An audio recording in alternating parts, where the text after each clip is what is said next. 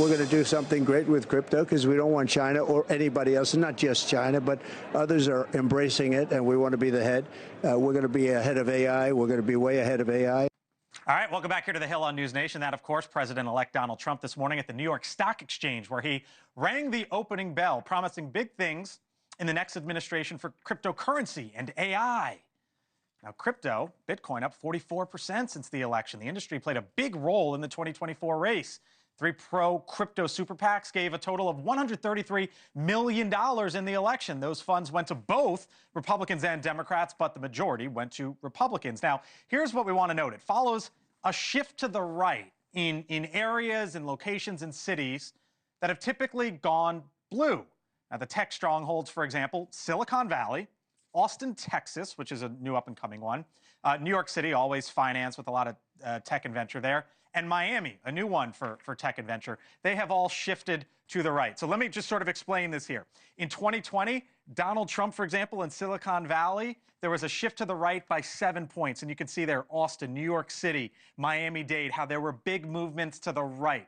In the 2016 election, if you go from 2016 all the way to 2024, again, big movements to the right. Now, Donald Trump didn't win Silicon Valley. He didn't win New York City. He didn't win Austin, Texas. He did win in Miami-Dade, but it just goes to show in those areas, movement to the right. And you saw Trump talking about it today. Leland, Vittert, host of On Balance, joins me live here in the last, what do we got, 2 minutes with each other here. It's a fascinating dynamic because this isn't like the chamber. I thought you were trying to set me up. No. Because chamber. It's not like the Chamber of Commerce Republican Party anymore. You've got this different dynamic to where you heard Donald Trump talking about this on the floor of the New York Stock Exchange today. Well, look, it's not anybody's Republican Party anymore, other than Donald Trump. Party of Trump. It's Donald Trump's Republican Party. That was made very clear in this election. I think what you are picking up on is the #1 rule in Washington, which is follow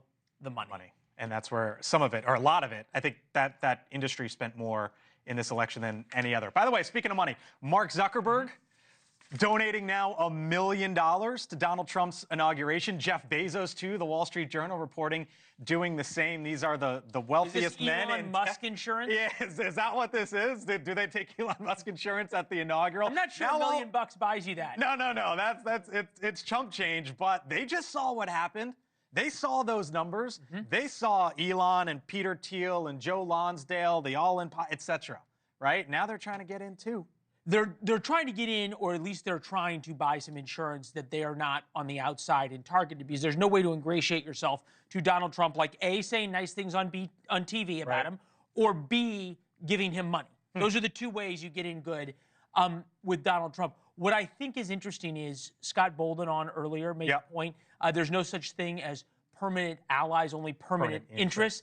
And that is so true. Yeah. Well, it's Churchill, so it should be a good line. What it proves, though, is this whole idea of, big tech in on all liberal causes. No. Big tech is in on Zuckerberg and Bezos on money and power. They follow the power. That's Donald Trump. George Will coming up on your show tonight. The man himself. I'll hand it over to you a few seconds here early. That does it for us here on the Hill. Thank you for watching, and make sure you go to joinnn.com to find NewsNation on your television provider. And don't forget to click the red subscribe button below to get more of NewsNation's fact-driven, unbiased coverage.